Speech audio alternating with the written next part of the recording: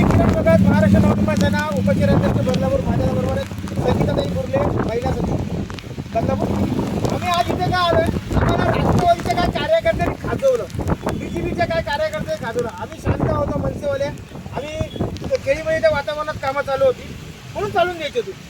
आज मला एकच सांगायचं, आमदार साहेबांनी एवढा लाखो करोड रुपयाचा ब्रिज आणला, हा ब्रिज बंद, आणि तो जुना ब्रिज आहे नदीचा तो चालू आहे. तो त्याला 30-35 ते 40 वर्ष झाली असतील, कारण माझ्या जन्माच्या आधीपासून आहे, म्हणून मला एक्झॅक्टली टायमिंग मला माहीत नाही.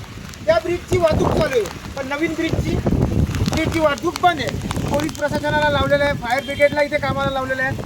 पण नवीन ब्रिज बांधले कोणासाठी, तर तुम्हाला माहिती आहे नवीन ब्रिज कोसळणार आहे. नवीन ब्रिज कोसळणार आहे तुम्हाला कळतं. मग एवढा पैसा काय बीजेपी वाले करतात काय नक्की, मी डायरेक्टली नाव घेतोय. आमदार साहेबांनी हा ब्रिज पण चालू ठेवला पाहिजे होता. आता सिंगल ब्रिजवर एवढी वाहतूक मोठी झालेली आहे, त्या 2-3 रांगा लागलेल्या आहेत तिथे.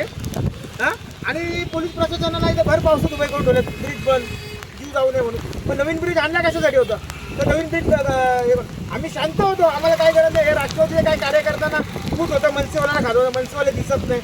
आता मनसेवाले प्रत्येक गावात प्रत्येक शहरामध्ये जेवढे ठिकाणी मांडणार खड्डे असतील ते किरण भगत होऊन आणणार.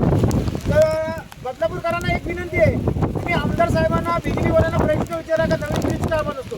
सोनेली, एरंजाड, इथून पूर्ण टिटवाळापर्यंत जाईपर्यंत बदलापूर, कानोर, जांभळा, सावरा, देवळोली या गावांना, मुळगाव, राठोली, जांभेळकर या गावांना जोडणारा हे ब्रिज आहे. हा ब्रिज बंद का, हा आमदार साहेबांना तुम्ही प्रश्न नक्की विचारला पाहिजे, कारण बीजेपी सरकार आहे. यात पण ब्रिजमध्ये घोळ झालेला आहे. दरवर्षी म्हणजे 5 वर्ष झालं त्या ब्रिजला, फक्त तो ब्रिज बंद करतात, आणि तो 40 वर्षाचा ब्रिज आहे तो चालू आहे.